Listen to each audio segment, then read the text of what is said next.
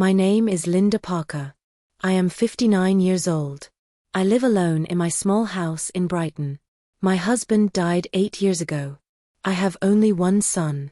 His name is Daniel. Daniel went to Canada many years ago. Now he lives there with his wife and 2 children. He has a good life. He has a big house and a good job. He is happy. But I live here alone. Every day I wake up early. I clean the house.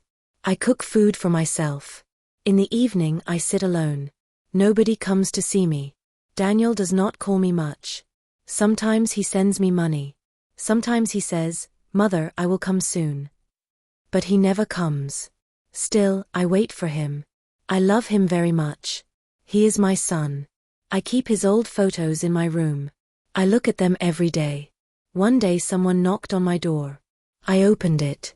It was Daniel. I was very surprised. I said, "Daniel, you really came?" He smiled. He looked happy. I hugged him.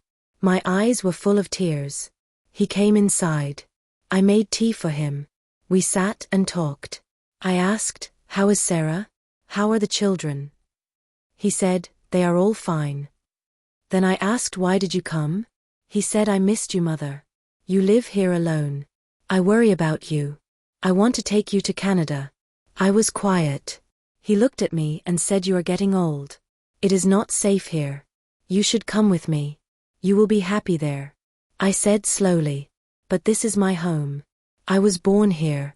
I got married here. Your father lived here. I cannot leave this house." Daniel looked serious. He said, "This house is very old. It is not good for you. In Canada, you will have everything. You will have your own room. You can see the children every day. Sarah also wants you to come." That night, I sat alone and thought, what should I do? I did not want to leave, but Daniel was my only son. The next morning Daniel said, "Mother, we should sell this house. You do not need it anymore. You will live with us. You can use the money for your new life." I looked at him. He smiled. I thought maybe he really loved me. So I said yes. I sold my house. Daniel took all the money. I packed my bag. We went to the airport together. I was sad, but I was also happy. I thought I will be with my son now. At the airport, Daniel said, "Mother, wait here. I will bring a wheelchair. The way is too long. You cannot walk so far. I will be back in 5 minutes." I said, "Okay." I sat on a chair. 10 minutes passed. Daniel did not come back. I thought maybe the line was long. I waited. 30 minutes passed. Still, he did not come. I felt scared. I looked at the big door again and again. But Daniel was gone. Now it had been 45 minutes. I was still sitting there. I looked at every face, but none was my son. I told myself, Daniel cannot leave me. He is my son. 1 hour passed. My heart began to beat fast. Just then a police officer saw me. He walked toward me and said, "Ma'am, are you waiting for someone?"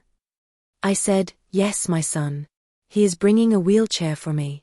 We are going to Canada." The officer asked, "Do you have his photo?"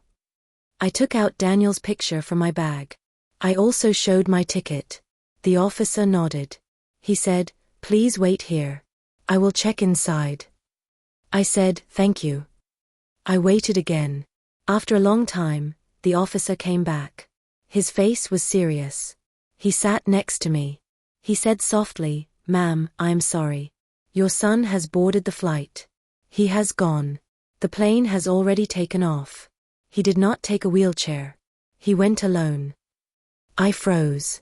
My heart stopped for a moment. I said very slowly, "No, that is not true. My son Daniel loves me. He said he will take me with him." The officer said, "I saw everything." He gave his passport.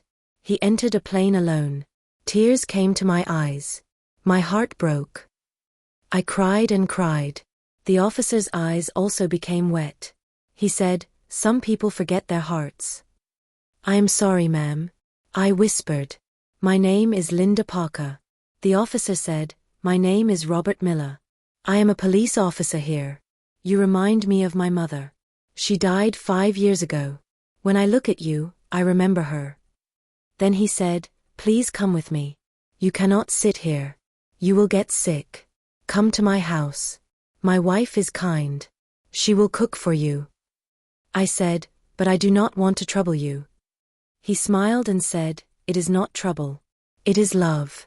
You are like a blessing to me. Robert called his wife Olivia. He said on the phone, I found an old woman at the airport. She is all alone.